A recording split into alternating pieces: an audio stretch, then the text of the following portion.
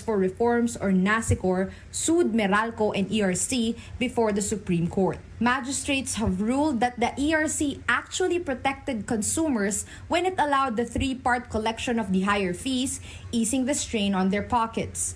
But petitioners say the SC ruling was unjust and ill-timed. Itong bagong Korte Suprema, wala ba silang nakitang kababalaghan? Bakit inaprubahan ng ERC ng ura-urada, ng mabilis pa sa alas 4, ang pinakamataas na dagdag singil ng kuryente ng Meralco? Kaya magfa-file talaga kami ng motion for reconsideration dito para matuloy ang laban. Meralco says the increase won't be imposed on July electric bills as they await ERC guidelines. NASICOR says authorities have the option for staggered collection or offset the 22.6 billion pesos from Meralco's mandatory customer refunds now worth 40 billion pesos. Maraming option dyan na hindi maging mabigat ito sa consumers. But of course, hindi natin kalilimutan na hindi naman agad natin tinatanggap yung decision ng Supreme Court. It's sad that it comes at a time when people are suffering from high cost of prices, not only of the fuel, but also of electricity bills and other prime commodities. In her dissenting opinion, Supreme Court Justice Amy Lazaro Javier says the ERC was, in her words, unreasonable for letting Meralco dictate power rates without public consultation. Melissa Lopez, CNN Philippines. The air transport sector is optimistic about the new leadership in the Transportation Department. Airlines are looking at improvements in airport facilities as they try to provide low-cost flights to the public amid a number of challenges. Our George Quiles has that story. Still reeling from the effects of the COVID-19 pandemic, the airline industry now face more problems, rising fuel cost and a weakening peso. But slowly, airlines are recovering, targeting to return to 100% pre-pandemic operations in the coming months. We pay for fuel in dollars. The aircraft are paid for in dollars. Most of our maintenance expenses are in dollars. No? So we have that imbalance at the moment. And a weakening peso is certainly not ideal for us. We do need the international network to ramp up, and I think just as a matter of managing yung liquidity namin, we're holding on to a larger proportion of our cash in dollars at the moment. The airline fuel surcharge is now at level 11, which means additional costs for passengers. That's 355 to 1,038 pesos for domestic flights and 1,172 to 8,714 pesos for international flights. Despite these problems, airlines vow to continue offering lower fares through promos.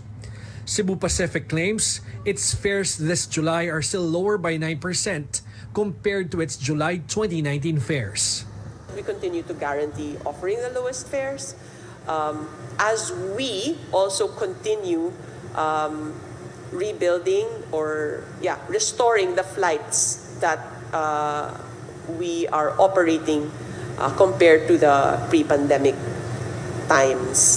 Airlines are also optimistic that the new leadership in the Transportation Department will continue supporting the industry through infrastructure projects and airport developments, which will make travel experience more convenient and safe.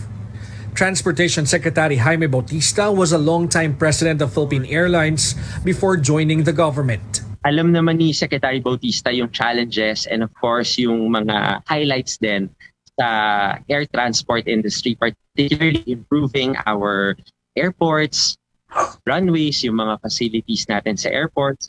And these things, all these things po, kaisa po ang AirAsia dyan. With COVID-19 cases rising again, airlines expressed their preparedness to ensure the safety of passengers. But they are also hoping for more streamlined and simplified requirements for traveling under a pandemic condition. George Cahiles, CNN Philippines.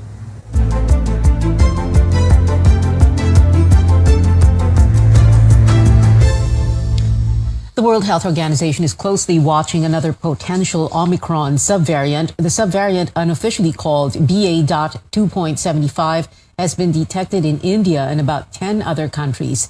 The WHO says not much is known about severity and impact on vaccines yet.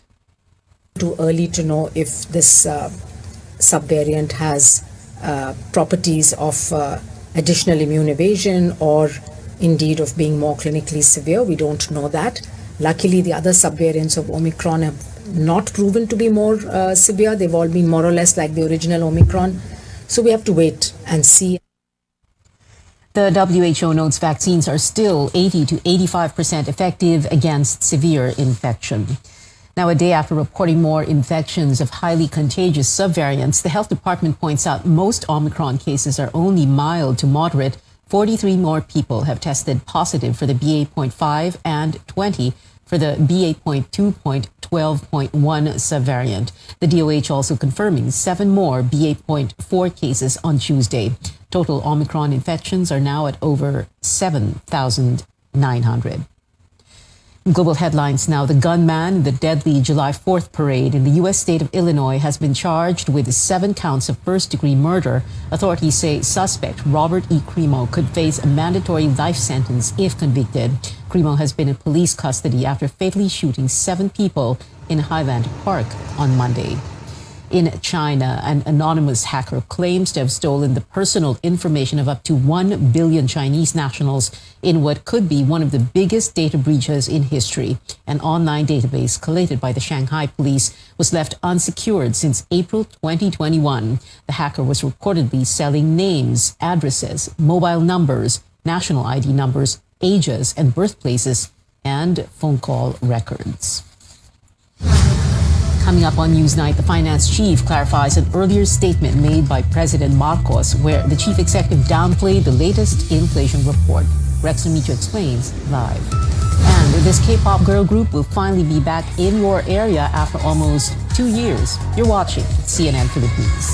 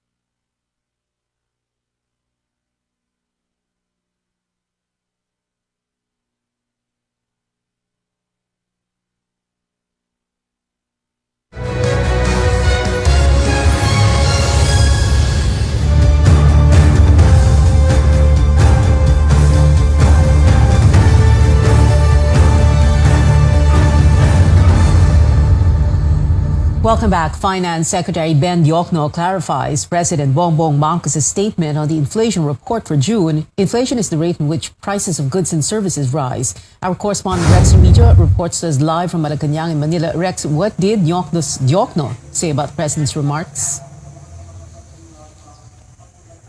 Well, Diokno is saying that President Marcos' remark about inflation was just misunderstood.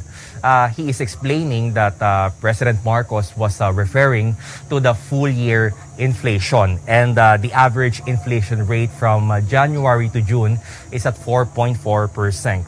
The finance secretary explains that's what the president was thinking about when he was asked for his reaction on the reported 6.1% inflation rate for June. The economic team, meanwhile, also revealed its economic outlook and plans to temper rising prices. This includes continuing the 6,500 peso fuel subsidy for public transport drivers and operators. The former Bangko Sentral governor says other countries are also experiencing high inflation now. Another strategy to contain prices is to continue importing goods that the country lacks. President Marcos said yesterday that he wants to import more pork and chicken as demand rises. Jokno cited Bangko Sentral forecasting inflation rate to hover at 5% for the rest of the year. This will go down to 4.2% by next year and 3.3% at 2024. That's within the government's target range of 2 to 4% inflation rate. The BSP is also projecting the economy to grow by 6.5 to 7.5% for this year and 6.5 to 8% for 2024. This could be the highest economic growth rate in Southeast Asia, including Japan, South Korea, and China. They are also aiming to lower the poverty incidence rate to just 9% by the time President Marcos steps down from office. It was pegged at 23.7% last year, mainly due to the pandemic. Jokno is also saying that the public should expect more economic plans and programs from President Marcos that he will announce during his State of the Nation address before July ends. Back to you, Pia. Rex, what did the palace say about this proposal by lawmaker to change the name of the NAIA, the Ninoy Aquino International Airport, to the Ferdinand E. Marcos International Airport? No comment. Press Secretary Trixie Angeles is saying that the bill was not filed by Malacanang anyway. Let's listen in. Filed. After all, wala pang first reading. So any reaction would be premature, if any is even warranted at this time. Negros Oriental Congressman Arnulfo Teves is saying that it's high time to replace the name of NAIA since the Manila International Airport was built during the time of the late Ferdinand E. Marcos. But critics are saying that the premise of the bill was wrong since it was already finished a decade before the elder Marcos assumes the presidency. Back to you, Pia. Rex and Mito there reporting. Foreign Affairs Secretary Enrique Manalo sits down with Chinese State Councilor and Foreign Minister Wang Yi to discuss the way forward for Philippine-China ties. Tristan Adalo gives us a rundown of what transpired in that meeting. China is confident that the Philippine-China relations will prosper and will reach a golden era under the administration of President Bongbong Marcos. In his bilateral meeting with Foreign Affairs Secretary Enrique Manalo, Chinese State Councilor and Foreign Minister Wang Yi says that he is hopeful that President Marcos will stay true to its commitment of having a friendly policy towards Beijing. Wang also recalled Marcos's statement calling Beijing our strongest partner in terms of economic recovery. The Chinese official arrived at the Foreign Affairs Department Wednesday morning where he was personally welcomed by DFA Secretary Manalo. After signing the DFA guest book, Manalo and Wang held a bilateral meeting. Our countries and region has become more complex as political, economic, and social-cultural landscapes continually shifts. China has been a good friend and close partner of the Philippines in our recovery efforts, and we have stood shoulder to shoulder in times of great difficulty, helping one another so that we may both bring progress to our people and nations. After President Marcos was elected, the China-Philippine relations has turned a new page. We appreciate Marcos's commitment to his friendly policy towards China, and we expect highly of these recent statements that sent positive signals to the outside world. I am confident that we can open up a golden era for our bilateral relations. After the meeting, the two officials led the ceremonial turnover of the Davao City Samuel Bridge project funded by the Chinese government and a flagship project under the Build program of the Duterte administration. An agreement was also signed between the Philippine Stock Exchange and Bank of China to provide easier access to potential investors and establish a Philippine-China trading link. In a previous statement, President Marcos said the relations between Beijing and Manila should go beyond the issue on the West Philippine Sea. We have many proposals to them in the sense that, as I said, we would like for us to increase the scope let's do other things too. And that way it will normalize our relationship. There were no mentions on how the two countries will solve the dispute in the South China Sea and if whether or not the Philippines and China will enter another round of discussion on possible joint oil and gas exploration in the West Philippine Sea. Tristan Nodalo, CNN Philippines. Well, President Marcos met with Wang, but details on the exchange have yet to be released. The Chinese foreign minister also had a separate meeting with Vice President Sara Duterte. Another batch of Marcos appointees took their oath Tuesday. Marcos's second cousin, Jose Manuel Babe Romualdez, stays as the country's ambassador to the United States. Romualdez was appointed to the post by former President Duterte in 2017.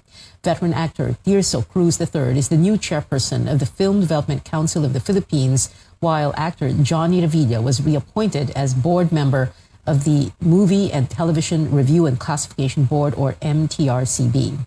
Mark Lapid, meanwhile, stays as the Chief Operating Officer of the Tourism Infrastructure and Enterprise Zone Authority. Other appointees who were sworn in yesterday are now flashed, their names and faces now flashed on your screens.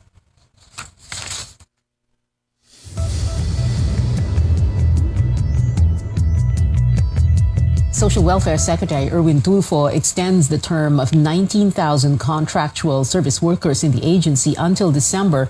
Tulfo says some of these workers were only supposed to be with the DSWD until this month. The new secretary notes President Marcos is against cutting back on the government's workforce. Ang sinasabi niya lang, ma'am, look other ways or means. Kung may mga savings, then we continue to not fire people. Rather, wag naman tayo mag-hire. The Senate supermajority takes more shape ahead of the opening of the 19th Congress on July 25th. Senator Mig Zubiri, who is poised to become Senate President, met several of his colleagues today. These include Lauren Legarda, Win Gatchalian, Robin Padilla, JV Ejercito, and Jinggoy Estrada. Just yesterday, Zubiri had lunch with Cynthia Villar's bloc. It's safe to say na we have solidified the supermajority of the Senate. Hindi magiging rubber stamp ang Senado. Zubiri says Senator Francis Tolentino will be chairman of the Blue Ribbon Committee. Senator Alan Peter Cayetano earlier said he will join the majority only if he becomes the Blue Ribbon chairman. Zubiri plans to meet with the Cayetano siblings, Alan and Pia, this week to convince them to be part of the supermajority. Senator Amy Marcos could soon chair 4 committees, including foreign relations, cooperatives, social justice, and electoral reforms. That is the most number of committee chairmanships granted to any senator in the 19th Congress. Meanwhile, several senators are against the new proposal at the House of Representatives, which seeks to extend the terms of the president and vice president. The first year of our Congress, 19th Congress, I think ang usapin natin should revolve around paano natin buhayin muli ang ekonomiya. With this, what's happening in our country in regards to inflation, in regards to increasing prices of oil, may food security issue tayo. We should focus on these issues at hand. Over to the House of Representatives, more than 50 first-time lawmakers complete a crash course on legislative work. Lawmakers took part in a simulated session to learn proper decorum at the plenary. They got tips on delivering privilege speeches and interjecting on the floor when they want to raise an important matter.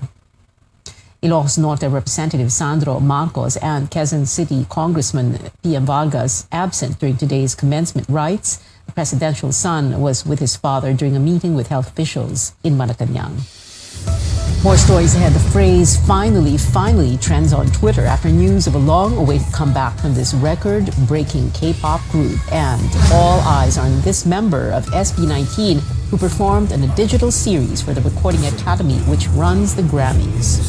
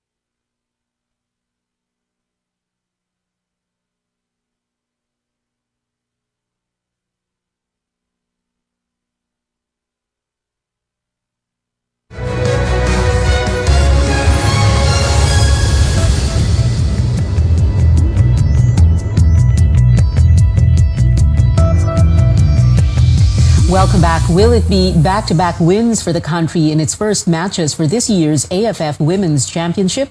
We're finding out very soon with a game against Singapore at the Rizal Memorial Stadium in Manila kicking off at 7 p.m. The Filipinas are coming off a stunning win over Australia on Monday. The Philippines must be the top two of Group A to make it to the semifinals. Entertainment news now. 40 beauties gunning for a Binibining Pilipinas crown gave a preview of their pasarela or pageant walks in yesterday's pre-coronation event. Pauline Versosa has the highlights. With less than a month left before the coronation night, all 40 candidates of this year's Binibining Pilipinas took center stage for the press presentation held here in Araneta City, Cubao, Quezon City. The candidates strutted the runway wearing swimsuits designed by veteran fashion stylist Justine Aleman. They also showcased their pasarela skills before the judges composed of pageant officials, executives, and sponsors. This year's roster of candidates are loaded with talented ladies. They're artists, models, sports enthusiasts, a pilot, and other working professionals. Now, the press presentation serves as one of the major activities ahead of the coronation night, and the candidates say they've been preparing hard to make a good impression. I feel like I really did my best earlier and all of the hard work was really paid off.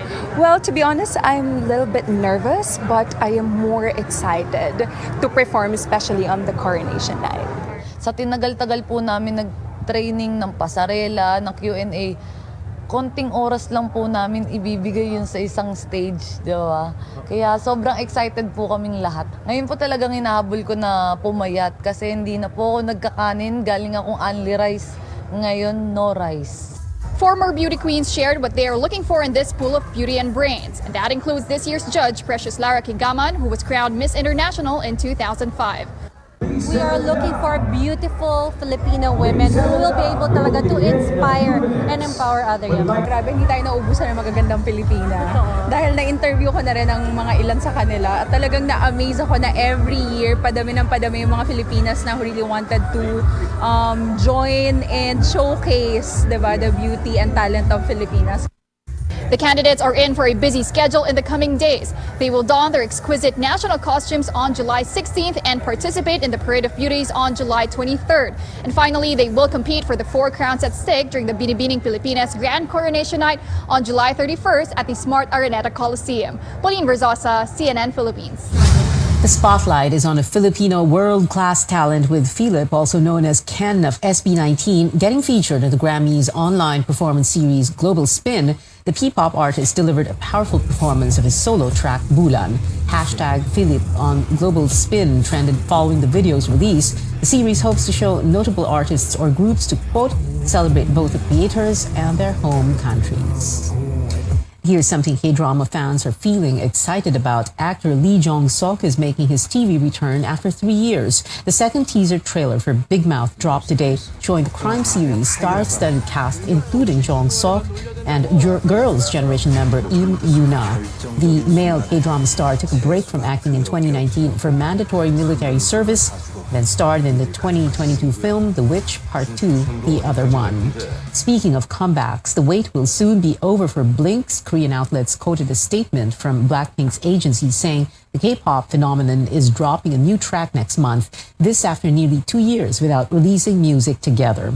The Kill This Love Act will hold the, quote, largest world tour in history for a K-pop girl group by the end of the year. And that is it for now. Join me again on News.ph at 7 p.m. and on Politics as usual at 8.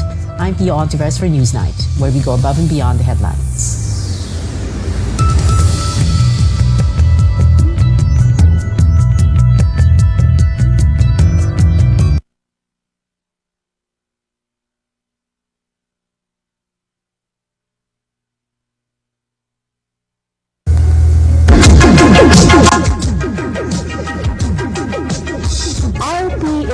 Radio Philippines Network Incorporated, DXKO. 13:68 sa dial sa inyong radyo. RPN DXKO, ang Radyo Ronda dili sa Dakbayan sa Cagayan de Oro. Sibiyahan na may galaon sa katawhan, andam na serbisyo sa tanan. Ang RPN DXKO Radyo Ronda sakop sa KBP, kapisanan ng mga broadcaster ng Pilipinas.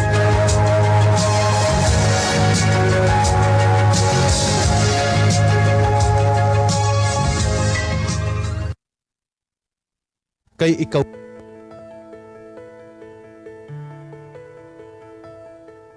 Lung diseases continue to be a growing problem here in the Philippines. In fact, chronic obstructive pulmonary disease is one of the most common reasons why people do have lung diseases. It is a leading cause of death here in the country, and those living with it are at an increased risk of a number of other conditions. Proper awareness and early detection can significantly improve the quality of life of these individuals. On the program today, we'll talk about the symptoms of the disease, its diagnosis, prevention, and of course, its treatment. I'm Dr. Freddy Gomez, and this is MedTalk Health Talk on CNN Philippines.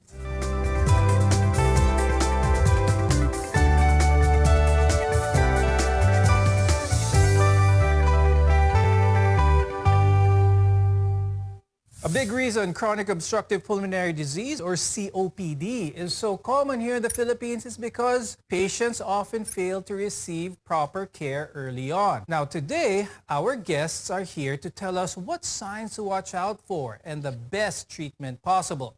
With us is Dr. Tristan Jedaya Labitan. He is a public health specialist from the Philippine Society of Public Health. We're also joined by Dr. Percival Pangilinan. He's the section head of the pulmonary medicine at Cardinal Santos Medical Center. Now, early on, we mentioned that COPD is a leading cause of death here, as well as the entire world. But as widespread as it is preventable and it is treatable. Now, Dr. Percy, let's talk about COPD because it's not just one disease, isn't it? It's a term that describes a significant amount of diseases, actually. It is very common, treatable, and preventable disease, which is very rampant in our population. It is sort of something which is really preventable if you are going to look at the risk factors for the development of COPD. The COPD traditionally was defined as being a spectrum of two entities, namely chronic bronchitis and emphysema. So they're at the end of both spectrum, but majority of our patients who have COPD is a mixture of both. They're somewhere in the middle. We can think of it as a spectrum of diseases. So Dr. TJ, let's talk about that. If you talk about COPD, the common symptoms of this develop from midlife onwards. Now, this includes breathlessness or difficulty breathing. Second is chronic cough, often with phlegm, and tiredness. And mind you, COPD during its flare, or these people with COPD during the flare find their symptoms much more worse than they require additional or extra hospital or home care. Much worse, they will be warranted to be admitted in a hospital for emergency care.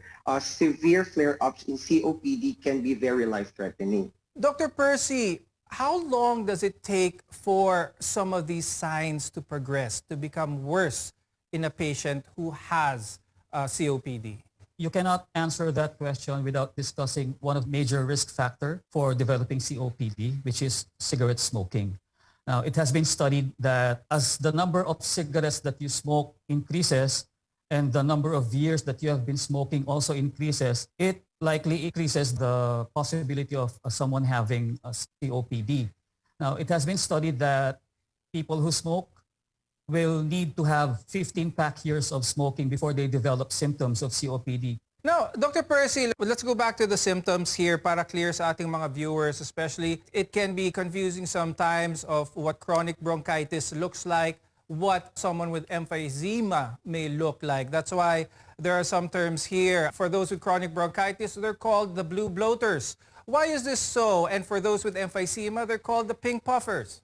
First off, chronic bronchitis is inflammation and swelling of the inner lining of the airways of the patient with COPD. Now, with this inflammation, there is increase of sputum production or mucus secretions. And with the increase in the mucus production and the inflammation going on in the lining of the airways, this narrows down the airway caliber, producing the airway limitation or airflow limitation in patients with chronic bronchitis. The reason why they're called blue bloaters is that their oxygen level usually goes down. On the other hand, emphysema, those patients are called pink puffers because they are the ones who really show signs of having difficulty of breathing. Now, Dr. TJ, let's talk about chronic bronchitis specifically here. We'll talk about the reasons why someone may be at risk for that later on in the show. But I'd like to talk about the distribution of this, males versus females, because there are some reports of higher rates of chronic bronchitis in women compared to men. Why is this so? Our researchers are not actually sure why COPD affects women more, but this may be linked into some points, like example, the number of women who smoke is now as high as the number of men who smokes. Now, experts think that cigarette smoke may be more damaging to women's lungs. Why? Because women's lungs are smaller and their bronchial tubes are also smaller than men. So the same amount of inhaled smoke may cause more damage. Some studies show that breathing pollutants as well, given that women's lungs are much smaller and its bronchial tubes are much smaller compared to men, the same amount of inhaled pollutants may cause more damage to women. Would you say that someone who has, say, chronic bronchitis, if left untreated, if their lifestyle does not change, that they will eventually get to the point of having emphysema? No, there are 4 stages. Stage 1, Stage 2, Stage 3, and 4, mild, moderate, severe, and very severe respectively. Yung sinasabi nga kanina, will explain it first, but in the Stage 1, you may have no symptoms at all for Stage 1 of COPD. For Stage 2 naman, the moderate, you might have to stop every few minutes to catch your breath. And the severe stage, that's a Stage 3, you may be too short of breath to leave the house. Even undress and undressing might require you to be breathless for Stage 3. At the Stage 4, of the very severe stage of COPD, you might have a lung or heart failure. So similar to chronic bronchitis, it's characterized by persistent cough. There's wheezing and there's also almost always some fatigue involved. Now, your doctor will likely run tests to see how well your lungs are working. And if diagnosed with emphysema, you won't be able to empty your lungs of air as quickly or as effectively as you should. What causes this airflow limitation? When we return, we'll talk about risk factors that contribute to emphysema, chronic bronchitis, and COPD in general. Now, we're your partner in healthcare. This is MedTalk Health Talk.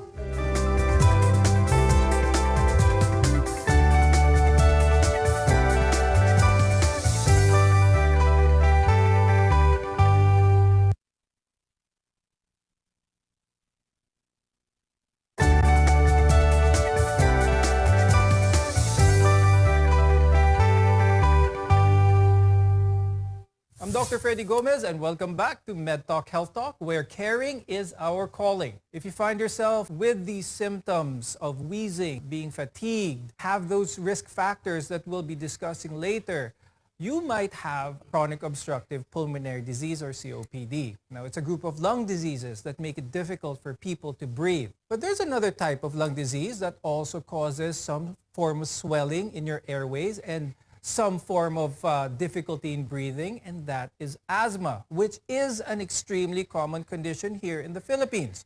The Department of Health reported that 1 in 10 Filipinos were suffering from asthma as of 2017. Now, Dr. Percy, let's talk about asthma for a second here. What happens to a person's lungs when they have asthma, and how does it differ from COPD? Asthma is usually seen in the younger age group, while COPD patients usually start having their symptoms after the age of 40 years old. Another difference is the symptoms of COPD tend to be progressive. Ibig sabihin, palala lang ng palala yon. While in asthma, it's very variable. Meaning, if the patient with asthma, particularly the mild forms of asthma, if they do not have any attacks or exacerbations, they seem to be very normal with no airflow limitation and no symptoms, no wheezing, nor shortness of breath. Now let's talk about the causes. We've been touching on some of the risk factors earlier on the show. Let's talk about the causes, the main causes of COPD here in the Philippines. Dr. TJ, can you start off on that? We already know how cigarette smoking is a big factor and COPD, but we also have other risk factors such as exposure to secondhand smoke, the kind of work the person does, even some elements in cooking can actually cause COPD. Could you talk about some of the risk factors for COPD? Aside from smoking, though smoking can cause lung diseases, given that this is really one of the top risk factors in COPD because it destroys or it damages your airways and the small air sacs or the alveoli. Now, lung diseases caused by smoking include COPD and emphysema and chronic bronchitis, as stated earlier. Again, and also to note, cigarette smoking causes lung cancer or different kinds of cancers for that matter. Now, if you have asthma as well, tobacco smoke can trigger an attack or can make an attack worse. Smokers are 12 to 13 times more likely to die from COPD than non-smokers. Although non-smokers are also exposed given that there is this second-hand smoking. But Dr. TJ, another possible cause of COPD is air pollution because in 2020, the Philippines ranked actually 57th among nations with the worst air pollution. That's according to IQ Air's World Air Quality Report. Now, my question is, air pollution here in the Philippines, a lot of factors come into play here. Industrialized factories, diesel is a very common fuel used here in the Philippines, especially in big cities.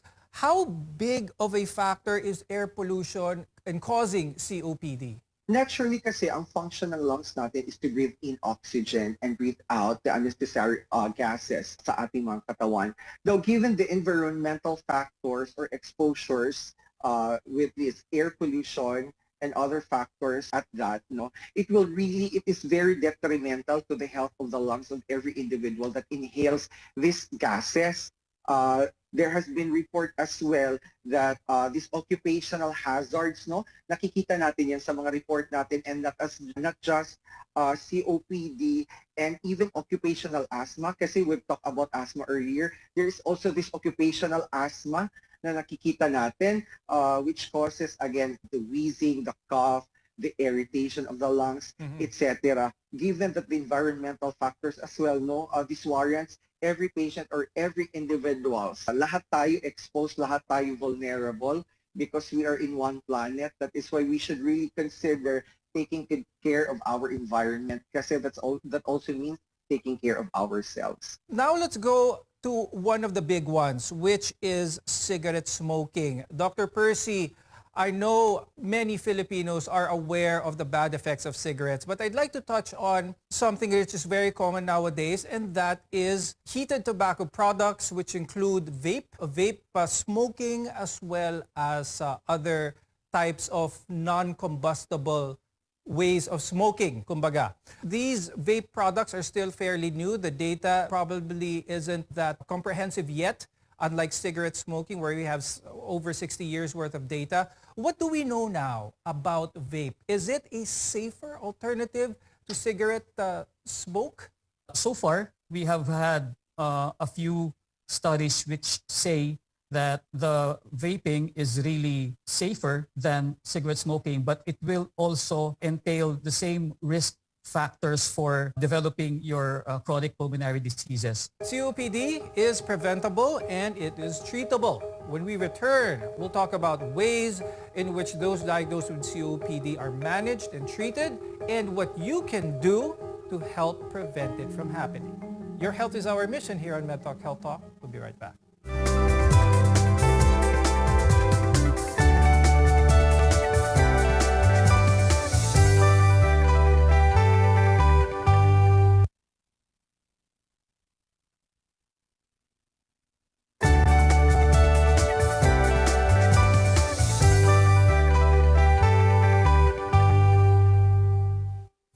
I'm Dr. Freddy Gomez, and welcome back to MedTalk Health Talk.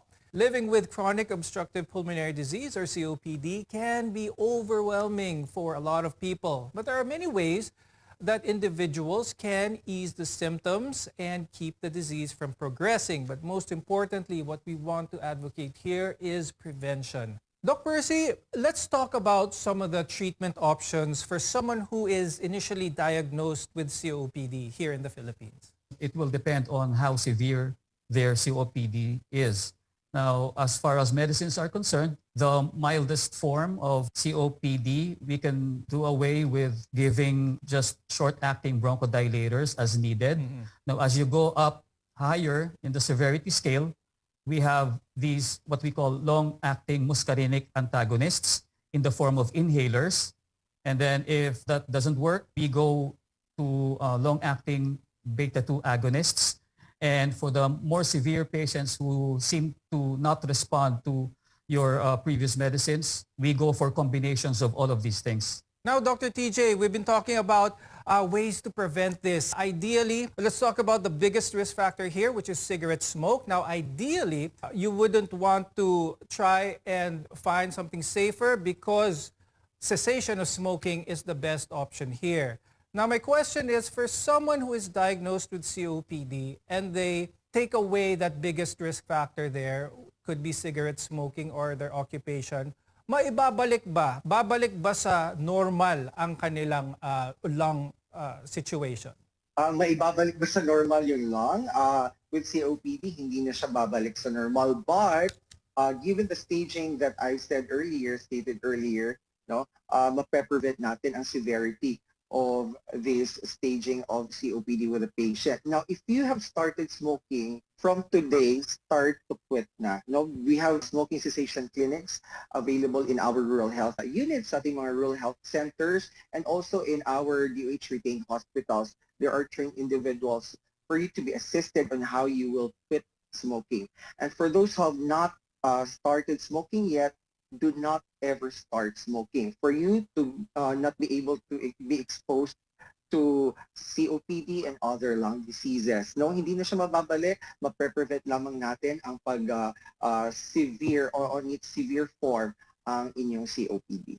Dr. TJ, that's interesting. Could you talk a little bit more about the smoking cessation program that you have? What is the goal for someone who is addicted to nicotine? What is the goal here? Is it complete cessation or is it replacing that habit with something that is less harmful? Actually, the smoking cessation clinic, it's a process. No? It's not a one-time, big-time treatment for smoking cessation. The patient or the client will be assessed first and will be counseled, and they will go through a process, no series of processes for this individual to be able to really get rid of the want to smoke.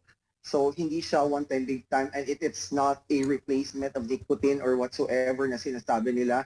So might as well, if you are a smoker, please visit the nearest DOH retained hospitals or your nearest health centers, because these individuals are trained to conduct smoking cessation. They have smoking cessation clinics in the respective RHUs or health centers and hospitals. Now, Dr. Percy, let's talk about how to keep someone's lungs healthy, because we're exposed not just by secondhand smoke, but so many environmental things. How can our viewers keep their lungs healthy? One of the best ways for you to keep your lungs healthy is, of course, to avoid smoking. If you are not yet smoking, don't start. And for you to avoid being exposed to noxious particles and gases.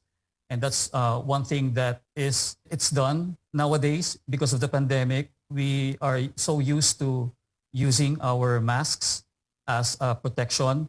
So in itself, it has been studied that wearing the mask has decreased the likelihood of patients with COPD to be exposed to trigger factors that might exacerbate their condition. And of course, a healthy diet will benefit your lungs and your whole body as well. And with that, thank you so much, Dr. Tristan Labitad and Dr. Percival Pangilinan, for being with us today and sharing your insights and sharing your expertise when it comes to COPD. We appreciate your time and your insights. I'm Dr. Freddy Gomez, and thank you for watching MedTalk Health Talk. We'll see you again next time.